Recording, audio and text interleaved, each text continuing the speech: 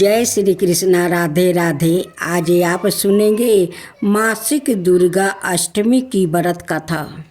पौराणिक कथाओं अनुसार प्राचीन काल में असुर दंभ को महिषासुर नाम के एक पुत्र की प्राप्ति हुई थी, जिसके भीतर बचपन से ही अमर होने की प्रबल इच्छा थी।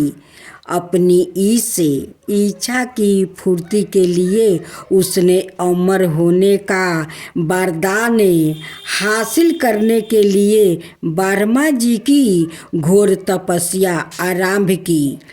महिषासुर द्वारा की गई इस कठोर तपस्या से ब्रह्मा जी प्रसन्न हुए और उसे मन चाहा वरदान मांगने को कहा।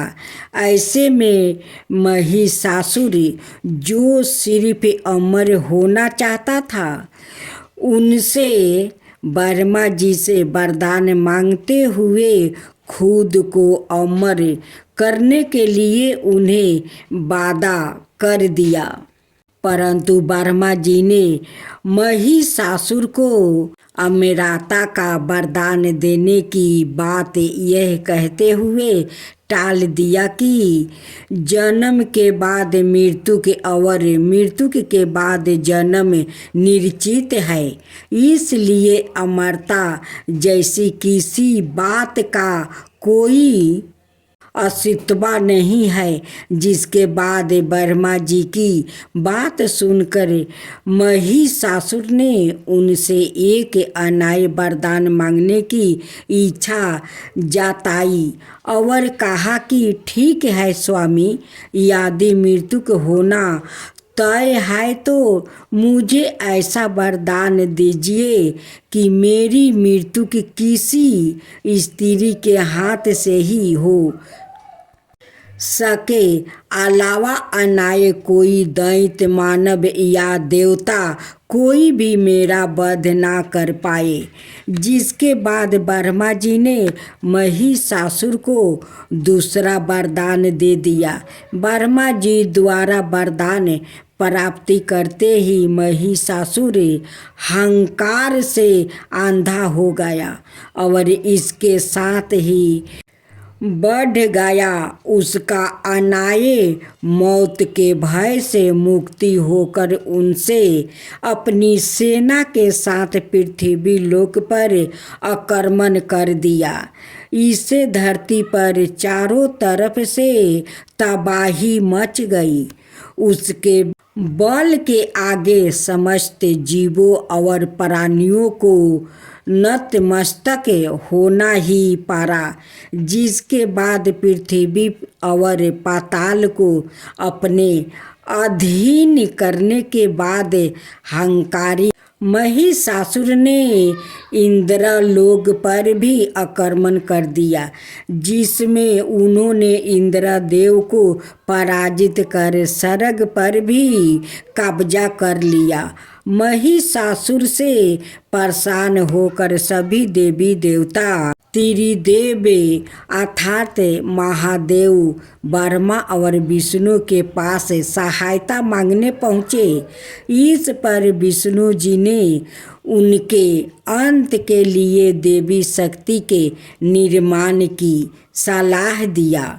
जिसके बाद सभी देवताओं ने मिलकर देवी शक्ति को सहायता के लिए पुकारा और इस पुकार को सुनकर सभी देवताओं के शरीर से निकले तेज ने एक अत्यंत खूबसूरत सुंदरी का निर्माण किया। उसी तेज से निकली माँ आदिशक्ति, जिसके रूप और तेज से सभी देवता भी आश्चर्यचकित हो गए। त्रिदेवों की मदद से निर्मित हुई देवी दुर्गा को हिमवन ने सवारी के लिए सिंह दिया और इसी प्रकार वहाँ मौजूद सभी देवताओं ने भी माँ को अपने एक एक अस्त्र शस्त्र सौंपे और इस तरह सर्ग में देवी दुर्गा को इस समस्या हेतु तैयार किया गया। माना जाता है कि देवी का अत्यंत सुंदर रूप देखकर महिषासुर उनके प्रति बहुत आकर्षित होने लगा और उसने अपने एक दूत के जरिए देवी माँ के पास विवाह का प्रस्ताव तक पहुँचाया। हंकारी महिषासुर की इस दुष्ट हरकत ने देवी भगवती को अत्यधिक क्रोधित कर दिया, जिसके बाद ही माँ ने महिषासुर को युद्ध के लिए ललकारा। माँ दुर्गा से युद्ध की ललकार सुनकर ब्रह्मा जी से मिले वरदान के हंकार में अंधे हो चुके महिषासुर उनसे युद्ध करने के लिए तैयार भी हो गया। इस युद्ध में एक एक करके महिषासुर की संपूर्ण सेना का माँ दुर्गा ने सर्वनाश कर दिया। इस दौरान माना यह भी जाता है कि यह युद्ध पूरे 9 दिनों तक चला, जिस दौरान असुरों के सम्राट महिषासुर ने विभिन्न रूप धारण कर देवी माँ को छलने की कई बार कोशिश की, लेकिन उसकी सभी कोशिश आखिरकार नाकाम रही और देवी भगवती ने अपने चक्र से इस युद्ध में महिषासुर को सिर काटते हुए उसका वध कर दिया। अंत इस तरह देवी भगवती के हाथों महिषासुर की मृत्यु के संभव हो पाई। माना जाता है कि जिस दिन माँ भगवती ने स्वर्ग लोक, पृथ्वी लोक और पाताल लोक को महिषासुर के पापों से मुक्ति दिलाई, उस दिन से ही दुर्गा अष्टमी का पर्व आरंभ हुआ। आज आप सुने 9 दुर्गा की 9 रूप की कथा। एक पौराणिक कथा के अनुसार नवरात्रि में माँ दुर्गा ने महिषासुर नाम का राक्षस का वध करके देवताओं को उसके कष्टों से मुक्त किया था। महिषासुर ने भगवान शिव की आराधना करके अद्वितीय शक्ति प्राप्ति कर ली थी और तीनों देव अर्थात ब्रह्मा, विष्णु, महेश भी उसे हराने में असमर्थ थे। महिषासुर राक्षस के अंतक से सभी देवता भयभीत थे। उस समय सभी देवताओं ने अपनी अपनी शक्तियों को मिलाकर दुर्गा को अवतारित किया। अनेक शक्तियों के तेज से जन्मी माता दुर्गा ने महिषासुर का वध कर सबके कष्टों को दूर किया। कथा 2। एक नगर में एक ब्राह्मण रहता था। वो माँ भगवती दुर्गा का परम भक्त था। उसकी एक कन्या थी।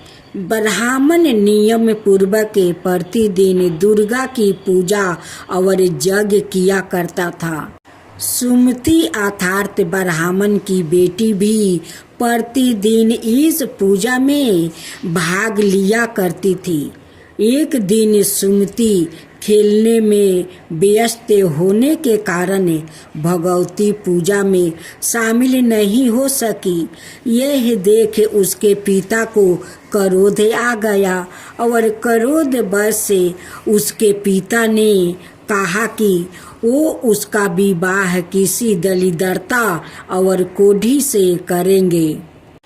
पिता की बातें सुनकर बेटी को बड़ा दुख हुआ और उसने पिता के द्वार क्रोध में कही गई बातों को हर्ष स्वीकार कर लिया।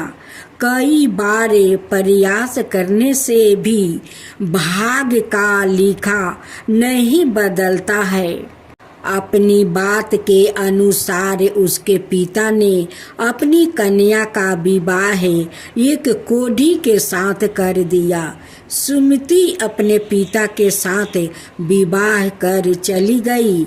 उसके पिता का घर ना होने के कारण उसे वन में घास के आसन पर रात भर कष्ट में बितानी पड़ी। गरीब कन्या की यह दशा देखकर माता भगवती उसके द्वारा पिछले जन्म में की गई उसके पुण्य प्रभाव से प्रकट हुई और सुमिति से बोली, हे कन्या, मैं तुम पर प्रसन्न हूँ। मैं तुम्हें कुछ देना चाहती हूँ, मांगो, क्या मांगती हो? इस पर सुमति ने उनसे पूछा कि आप मेरी किस बात पर प्रसन्न है?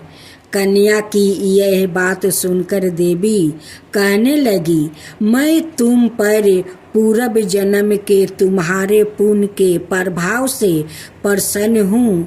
तुम पूर्व जन्म में भील की पतिव्रता स्त्री थी। एक दिन तुम्हारे पिता भील द्वारा चोरी करने के कारण तुम दोनों को सिपाहियों ने पकड़ कर जेल खाने में कैद कर दिया था।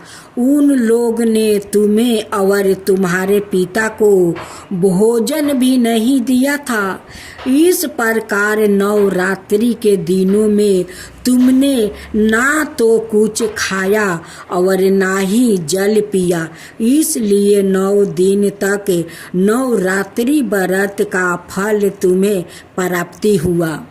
हे ब्राह्मणी, उन दिनों अनजानों में जो व्रत हुआ उस व्रत के प्रभाव से प्रसन्न होकर आज मैं तुम्हें मनोवांछित वरदान दे रही हूँ।